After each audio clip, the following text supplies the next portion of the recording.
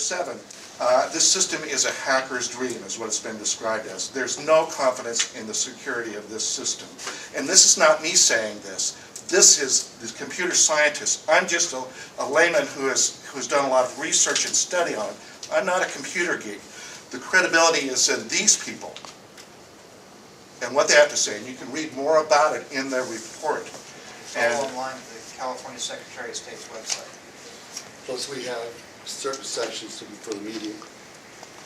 Now, I want to tell you, after 12 years of activism, long, hard hours studying these systems, giving testimony before the House and the Senate, negotiating with election officials to try and get some integrity, to then find out that this new system just completely overrides and jeopardizes all the progress we've made, this is extremely disheartening and disappointing to me.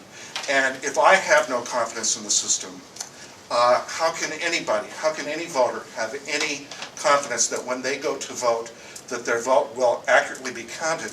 And the problem with vote fraud is that no matter if we go to vote and whatever our convictions are, if there is vote fraud, that negates election fraud.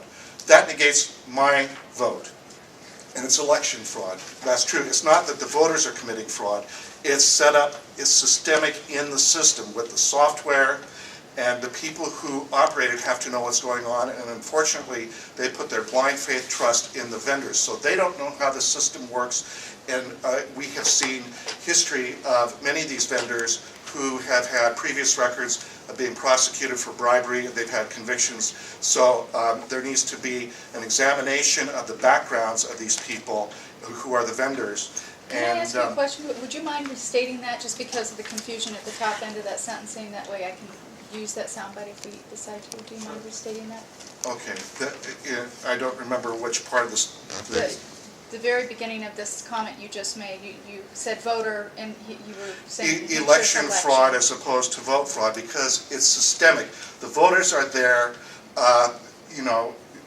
doing what they feel is their civic duty, casting their vote, but we often focus on stuffing the ballot box, somebody doing that maybe, or voter registration. That's one form of voter fraud. But what I'm talking about is election fraud. It's systemic in the system.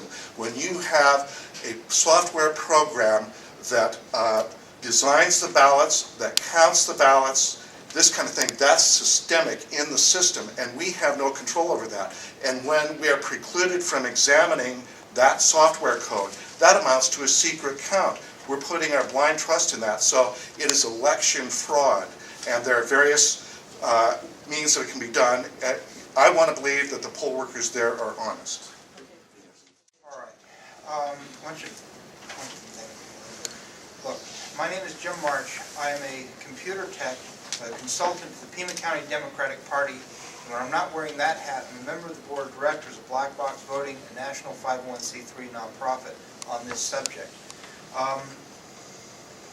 Here's what I know about the Sequoia system. It appears that Sequoia has defrauded this state as to whether or not it's even legal to use the Sequoia product here in Arizona. Let me explain what I mean by that.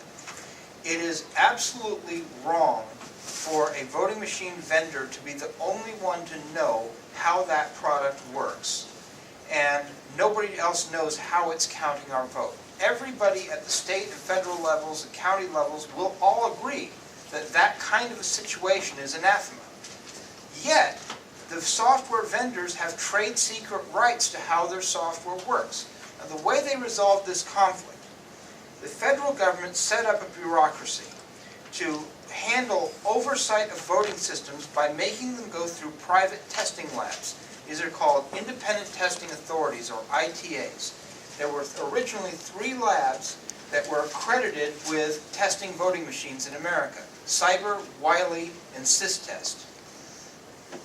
These labs were supposed to do a good job of checking out the machines. Well, in the case of both Diebold and Sequoia, the Diebold product is used down in Pima County and most of the smaller Arizona counties. Sequoia, of course, is now used in Maricopa. Both of these vendors defrauded the test labs, withheld key pieces of information from them, and got systems certified as a result that should never have been certified, and in the case of Sequoia, appears cannot be certified. Now here's what Sequoia did in particular. There is a portion of the product called the ballot preparation software. It also goes by the name ballot production software, and they use a few other names for it to obfuscate what this thing is. Sequoia's business model called for them to do ballot design and layout in-house, not allowing this software to be used or seen in the field. It was a hidden portion of the net Sequoia product line. Well, Maricopa County was one of a small number of counties that wanted to do their own ballot prep in-house. So some Sequoia salesperson allowed the BPS product to be sold here in Maricopa, and it's in use in the field right now, down at county election headquarters.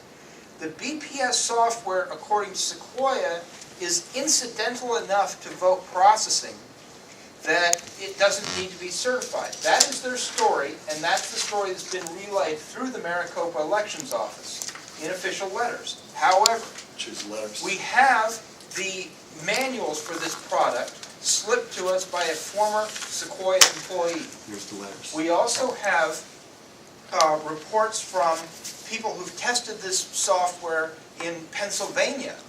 Dr. Michael Shamos examined the BPS product out in Pennsylvania and found that this thing should have been certified. Now, he denied Sequoia their certification, but apparently some bureaucrat over his head overrode him. Now, that was possible in Pennsylvania because the state of Pennsylvania does not require federal certification before a voting machine is used in that state. However, Arizona law is absolutely dead clear. Unless a voting system is federally qualified, federally certified, it cannot be used in this state. Sequoia's withholding of that product from oversight, and that product's deep ties into election processing, including the ability to subvert every element of the database when it is tied to the database, when it uploads its results to the database, all of that together means that the BPS product should have been certified. It was not certified, and because it was not certified, the entire Sequoia product line's legality is called into question because voting systems in America are certified not as individual components, but as a complete system top to bottom. Without BPS involved, and whether it's used here in Maricopa or at Sequoia's head office is immaterial. Without the BPS product connected to our vote, the Sequoia product line from end to end doesn't work. It literally cannot count votes. Therefore, what we have here is fraud committed by Sequoia against the oversight system. Therefore, according to U.S. law, once you commit fraud in obtaining some government document, you don't legally have that government document. The principle is called fraud vitiates everything it touches. It's a very old phrase in U.S. law. I first came across it in a U.S. Supreme Court case of 1795. It's obviously descended from English law. Once Sequoia committed fraud against the certification process, they had no right to sell the product or market it for use here in Arizona. Once they did market it for use and sell it in Arizona, they committed fraud yet again. Now, we can make a case that Secretary of State Jan Brewer probably should have caught this.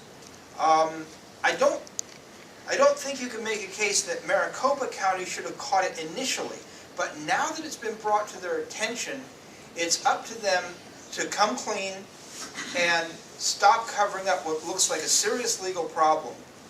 And the second problem we have is that I myself and Mr. John Brakey beside me tried to become official observers for first the Libertarian Party, and we're trying to get credentialed under the other parties as well. But it's the position of the Maricopa Elections Office that because I am a critic of electronic voting, therefore I constitute a security risk, and I cannot be allowed to do observation in the room and maybe get to the bottom of, or it might help me get to the bottom of what's going on with this product.